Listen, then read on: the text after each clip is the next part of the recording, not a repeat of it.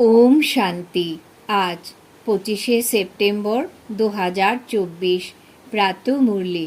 বাবা আজ বলেছেন, মিষ্টি বাচ্চারা, অসীম জগতের স্কলারশিপ নিতে হলে অভ্যাস করো একমাত্র বাবার স্মরণ ছাড়া অন্য কেউ যেন স্মরণে না আসে।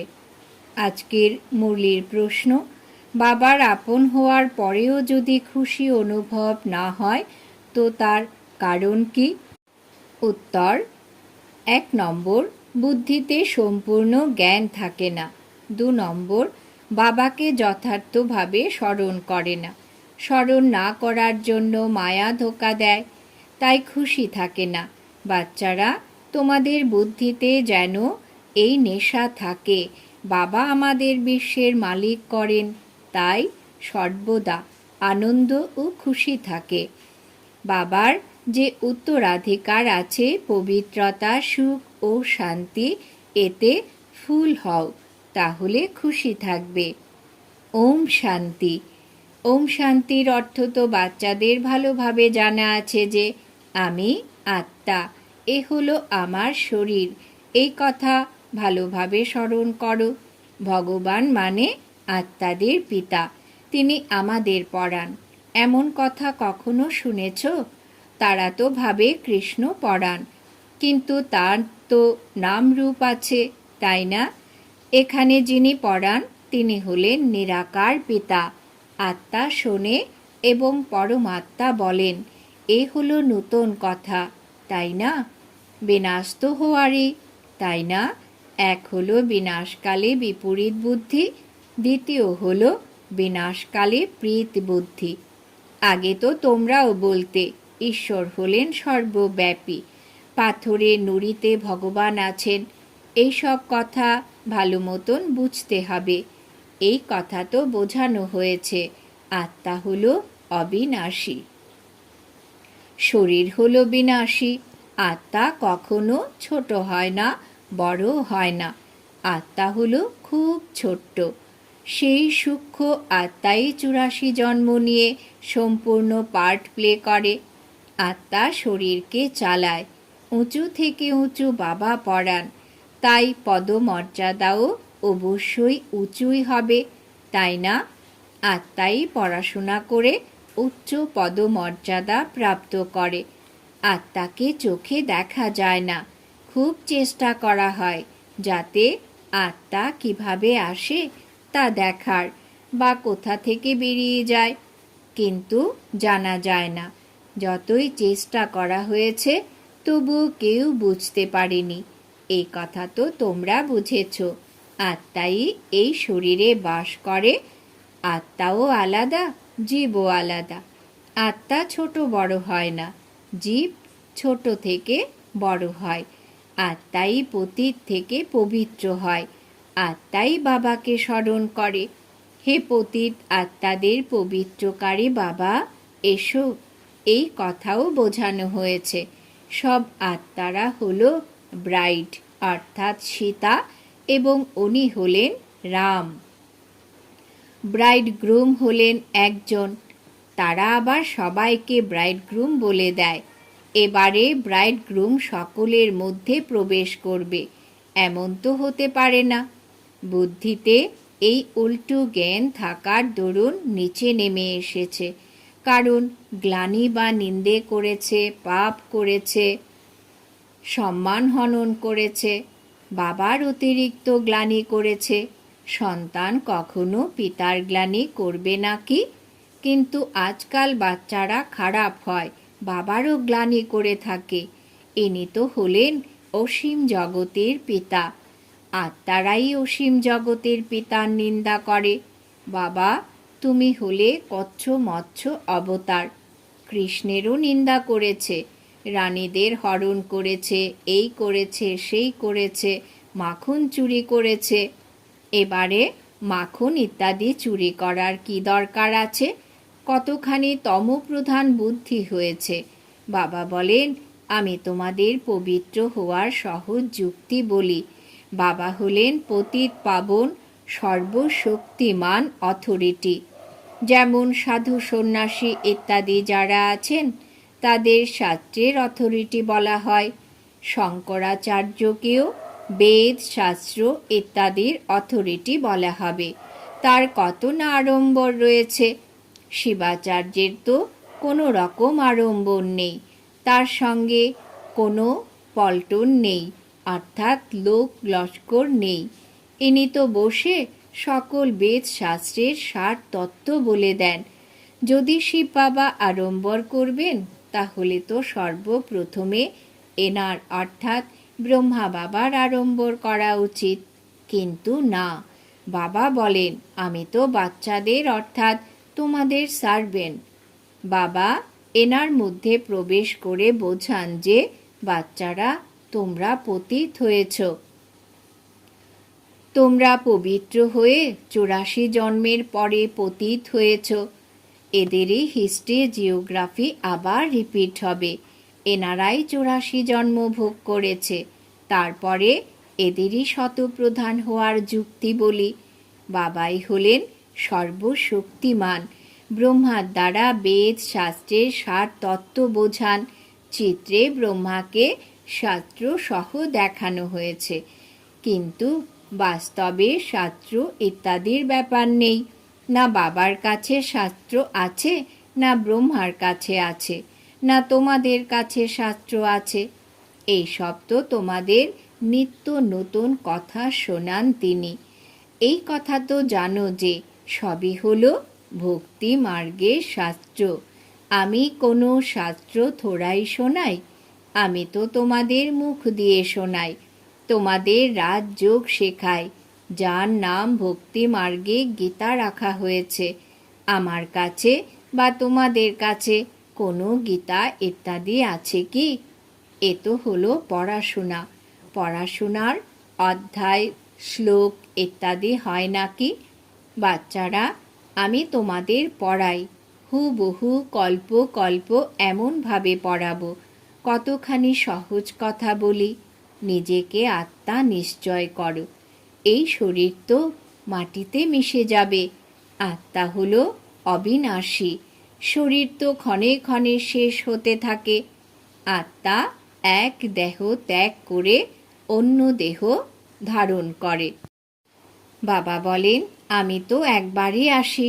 শিবরাত্রিও পালন করা হয়। বাস্তবে হওয়া উচিত শিব জয়ন্তী, কিন্তু জয়ন্তী বললে মায়ের গর্ভ থেকে জন্ম নেওয়া হয়ে যায়, তাই শিবরাত্রি বলা হয়। দাপর কলিযুগের রাত্রিতে আমাকে খুঁজে বেড়ায়, বলে দেয় সর্বব্যাপী। তবে তো তোমাদের মধ্যেও আছে, তাহলে ধাক্কা কেন খাও? একদম দেবতা সম্প্রদায় থেকে অসুরী সম্প্রদায়ের হয়েছে। দেবতারা কখনো মদ্যপান করে কি? সেই আত্মারাই পতিত হয়ে মদ্য ইত্যাদি পান করে।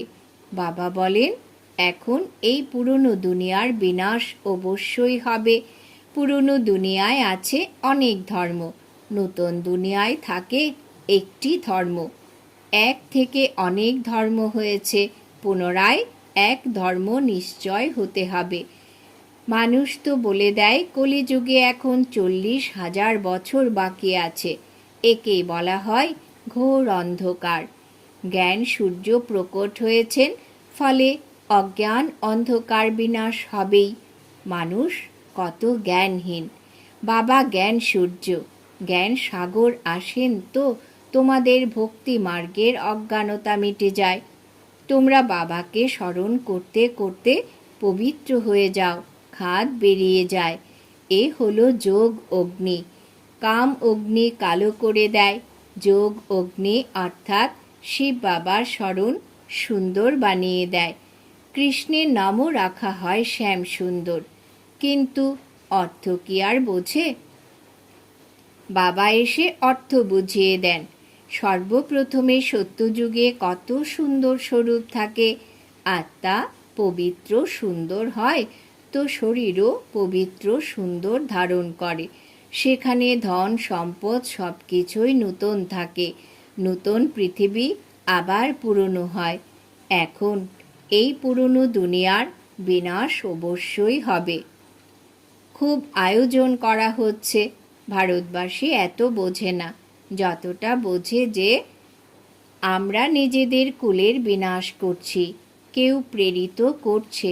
বিজ্ঞানের দ্বারা আমরা নিজেদের বিনাশ টেনে আনছি। এই কথাও বুঝেছে যে খ্রাইস্টের 3000 বছর পূর্বে প্যারাডাইস ছিল। এই গড গডেসদের রাজ্য ছিল। ভারতই প্রাচীন ছিল। এই রাজযোগের দ্বারা লক্ষ্মী নারায়ণ এমন স্বরূপে পরিণত হয়েছিলেন।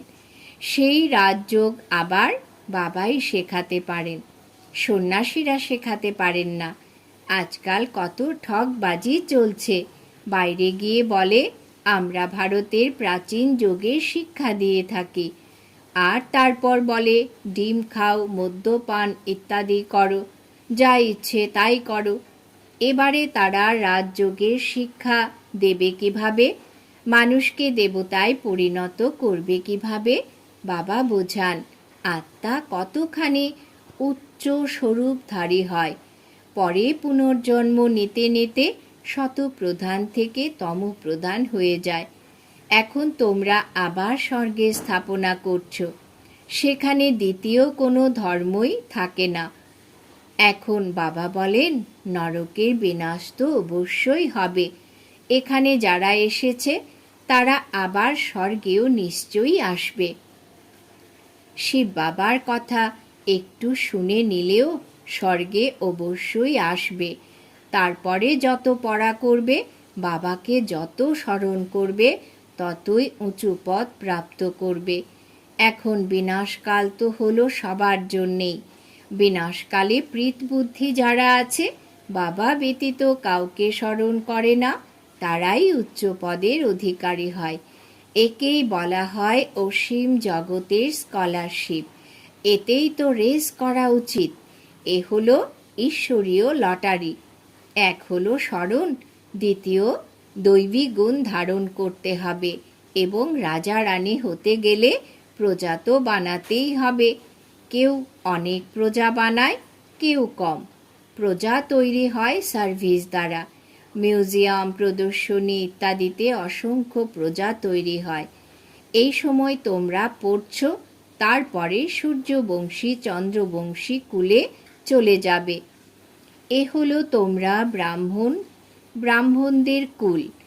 বাবা ব্রাহ্মণ কুল অ্যাডপ্ট করে তাদের পড়ান।